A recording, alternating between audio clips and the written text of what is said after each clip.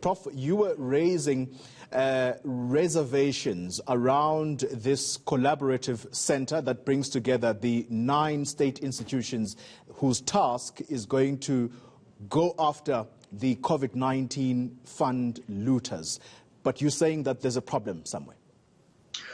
Well, Koli, there are numerous investigations that are currently underway arising out of the State Capture Commission.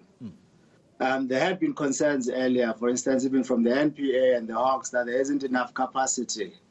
Even now, they are still a little bit understaffed. There are certain posts that haven't been filled. And already there are piles and piles of cases that they needed to investigate. And now you are adding COVID-related investigations. So the mere announcement alone is not sufficient. Yes, it is encouraging, but what you need to know, you need to go further and say, do they have capacity to investigate? Because already it sounded like they were overstretched even before COVID. So it's a worrisome development. Of course, you know, it's good that attention is being attended to, but it's also worrying also that you would have high levels of corruption at a time when our society needs these resources. There are really deserving people out there, and yet they are being stolen by people who should know better.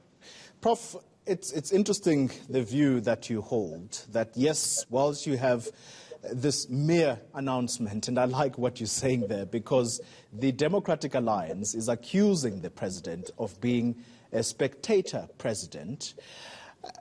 At the same time, though, he does appear to be responding to what people's worries are. Is that sufficient, that he responds by saying, I'm going to take tough action? I guess what we're really looking for is people being hauled to the courts.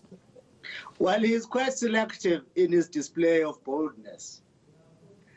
Because the concession to education, really, it's a concession to an emotionally charged lobby. All scientific evidence tells you that kids are not carriers of the virus. And that there is no guarantee, actually, Koli, in saying that they shouldn't go to school, that in the townships or wherever in their homes, they will not be infected. Right? So their kids staying out of school is not a guarantee that they'll be spared the infection. If you are concerned about infections at school, right? The main issue here is social distancing and kids wearing masks. I mean, this is a typical common sense approach to this thing. There's nothing mysterious about it. You wear masks and you keep your distance from other people.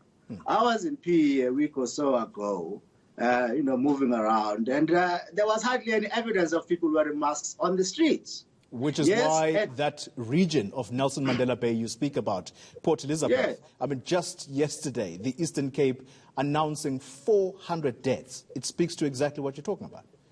It's about people wearing masks. At Kinako Mall, for instance, in Zwede, yes, in the mall where there's kind of regulated entry and people are close to each other, there's a bit of shame. So people do wear masks. At the spa in Algoa Park, yes, people were wearing masks. Shops would not allow you inside without a mask. But ordinary in the street, I saw people drunk, just not wearing masks, moving around as if it's Christmas Day. So the point is that keeping kids out of school does not protect them from infections. What this decision is a concession to is a concession to teachers. It's about teachers being scared of being infected.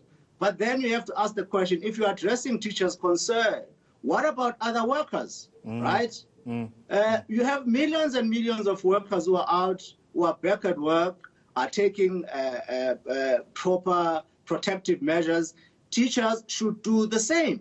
It just so happens that you have a very strong lobby in SATU who that is close to power. So they are using their proximity to power to lobby government, and government is being frightened by arguments that you are going to be charged of killing our children if you allow them to go to school. Let's wrap it up then, Prof, because I really have nothing further to add except to ask you, you clearly are in agreement somewhat that President Ramaphosa has somewhat become a spectator president. Has he become lame duck? He has responded boldly on the corruption issue by mobilizing resources, institutional resources, in fact, at least by making the decision. Whether or not he has sufficient resources to investigate is something else altogether. But he was always going to respond to this, in an uneven manner, depending on the strength of lobbies. Because this is a contentious issue, pretty much.